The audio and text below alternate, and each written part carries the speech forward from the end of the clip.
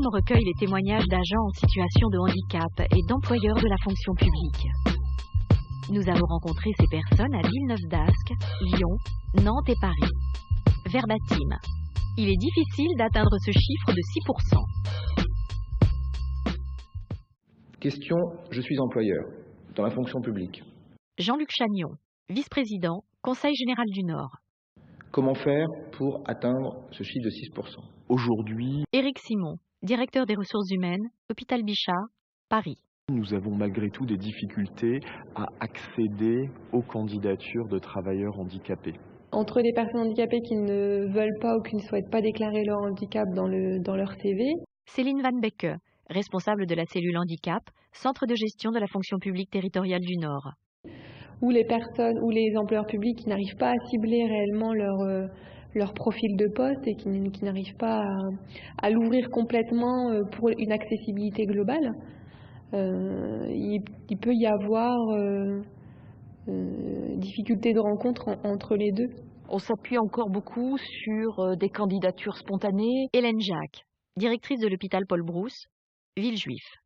On ne peut pas dire qu'on ait véritablement des partenariats clairement établis avec des structures qui nous orienteraient de manière privilégiée des travailleurs handicapés. Donc c'est sûrement l'un des points perfectibles de notre politique. On sent qu'il y a encore un besoin. Sophie Cordel, responsable du pôle animation et pacte territorial, Cap Emploi Savoie. Pour les employeurs de s'organiser, de se structurer autour de comment répondre à mon obligation d'emploi. Et c'est vrai que du coup, par ce biais-là, ils ont besoin de pouvoir s'appuyer sur des organismes, des personnes externes qui peuvent justement les accompagner dans ces démarches-là. Je me suis débrouillé tout seul, je me suis pris en main. Les réseaux qui m'ont servi pour trouver un emploi. Patrice Bidot, webmaster, Conseil général de Loire-Atlantique.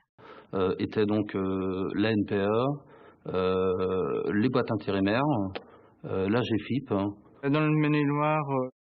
Benoît Martin, conseiller municipal en charge du handicap, ville de Cholet. Je sais qu'il y a Cap Emploi qui aide les personnes en situation de handicap à trouver un emploi. Ça n'a pas été facile. Ouda Enouri, agent administratif au pôle éducation, Conseil général du Rhône. J'avais des difficultés à voir les affiches à l'NPE. Il fallait que je demande toujours, je faisais appel à un conseiller, mais je n'osais pas toujours déranger les conseillers. Donc, par l'intermédiaire de l'NPE, je n'ai quasiment jamais trouvé de poste. Par l'intermédiaire des intérims, c'était un peu pareil parce qu'il fallait passer des tests. Donc, suite à mon souci de santé, je n'arrivais pas à assurer les tests. Donc, le stress affluait sur ma vue. Donc, je ratais un peu mes tests. Donc, c'était pourtant des tests très simples.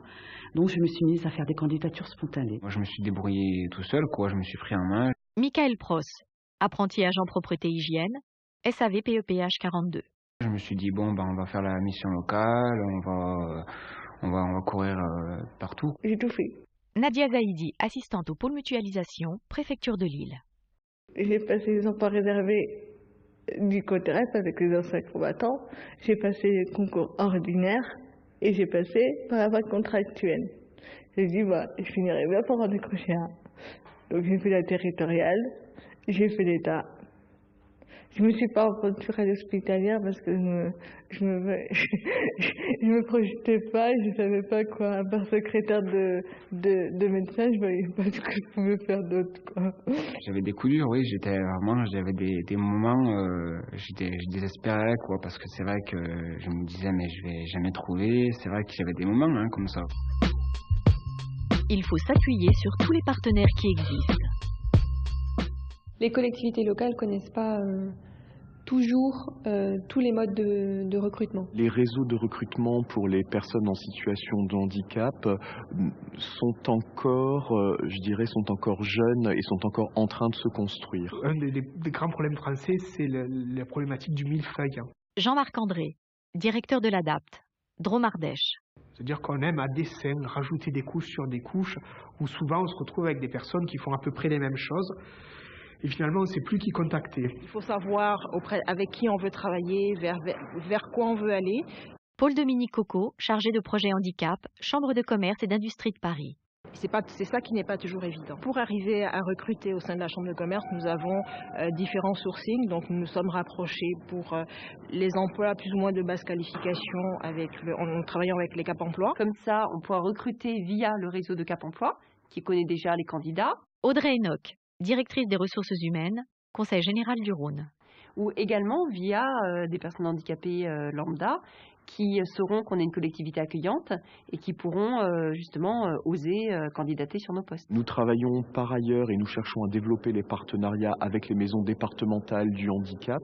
Et on a aussi la chance d'avoir les universités. Benoît Daquin, chargé de mission handicap, mairie de Villeneuve-d'Ascq. Un réseau universitaire assez important sur la ville, ce qui nous permet aussi d'avoir des étudiants en situation de handicap qui naturellement souhaitent faire des stages et après souhaitent rejoindre notre collectivité. On ne peut pas mener cette politique d'emploi des personnes handicapées au sein de la fonction publique seul. Franck Périnet, directeur des ressources humaines, Conseil général de Loire-Atlantique. Il faut s'appuyer sur tous les partenaires qui existent, qu'ils soient associatifs, privés, publics, le FIPH évidemment en faisant partie au premier plan. J'ai 70 correspondants handicap.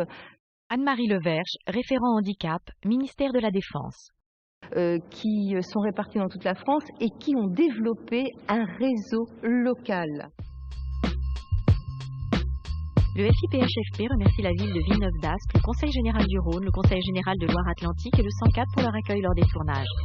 Le FIPHFP remercie également tous les intervenants du film, Jean-Marc André, Jérôme Bellon, Patrick Bidot, Hervé Baucher, Claudie Bontemps, Véronique Castelin, Laurent Chagnou, Jean-Luc Chagnon, Paul-Dominique Coco, Sophie Cordel, Benoît Daquin, Georgette Dalle, Ludovic Dierinck, Ouda Enouri, Marie-Vonne Girard, Audrey Enoch, Hélène Jacques, Gilles Jourjon, Anne-Marie Leverge, Benoît Martin, Xavier Morel, Franck Périnet, Michael Prost, Éric Simon, Manuel Albertino Terrenas, Bénédicte Van Ingelant, Sylvie Vincent, Céline Van Beck, Nadia Zaidi.